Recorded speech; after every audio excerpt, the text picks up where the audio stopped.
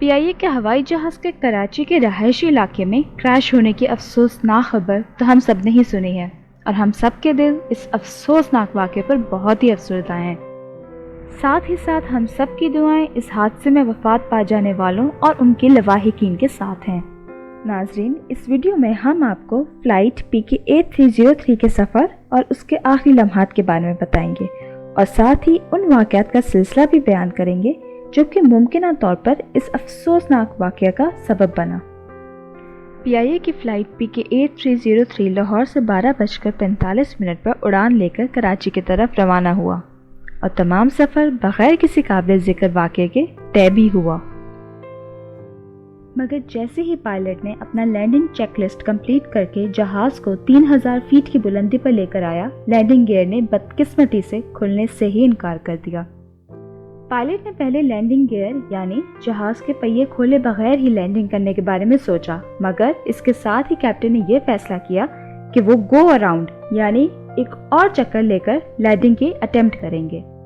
Pilots نے اپنی go around کو پورا کیا اور ایک دفعہ پھر لینڈنگ کے لیے جہاز کو رن وے کے بالکل سیدھ میں لے آئے،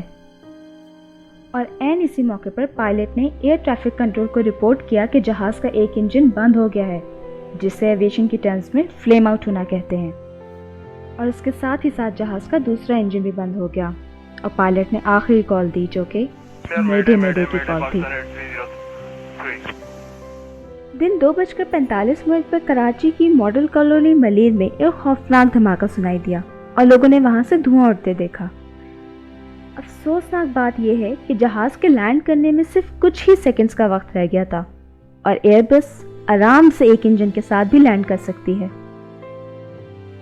مگر جس جگہ پر جہاز گر کر تباہ ہوا، آپ اپنی اسکرین پر وہ جگہ بخوبی دیکھ سکتے ہیں کہ رن وے وہاں سے صرف تھوڑی ہی دور پر موجود تھا،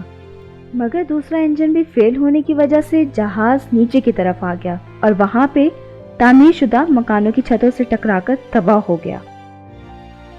ناظرین، یہاں آپ دیکھ سکتے ہیں کہ جہاز گلی کے اندر گرا ہے۔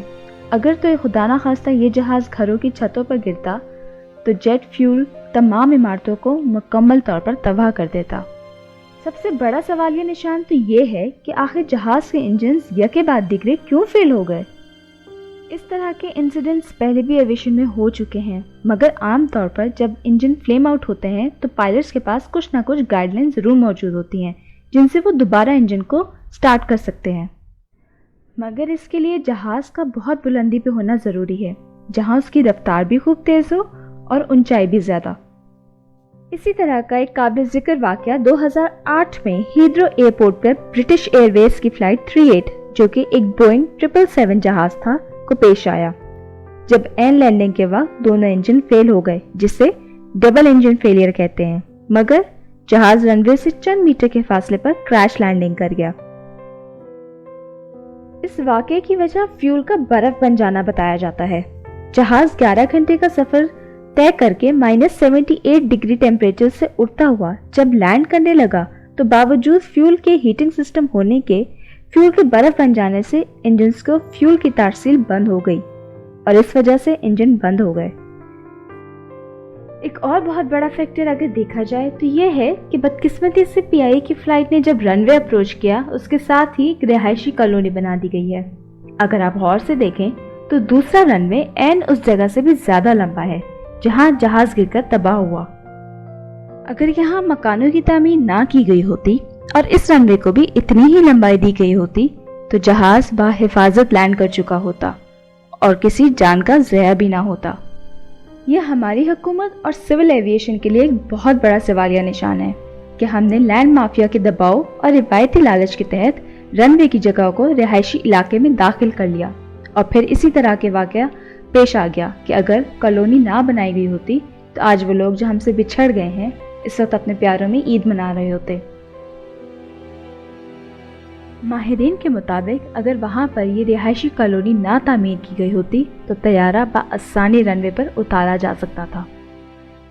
ابھی اس پلین کریش کی مزید تحقیقات ہو رہی ہیں، اور امید کی جا سکتی ہے کہ بلیک باکسز یعنی فلائٹ ڈیٹا ریکارڈر اور فلائٹ وائس ریکارڈر سے انویسٹیگیشن میں مدد ملے گی اور پتہ لگے گا کہ انجنز آخر کیوں فیل ہو گئے۔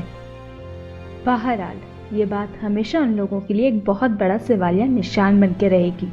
جنہوں نے ایئرپورٹ کے رن وے کو بھی صرف پیسہ بنانے کے لیے اپنی لالچ کی بھین چڑھا دیا۔ پاکستان انٹرنیشنل ایئر لائنز کی فلائٹ PK 8303 کے تمام مسافر ہماری دعاؤں میں ہمیشہ ساتھ رہیں گے۔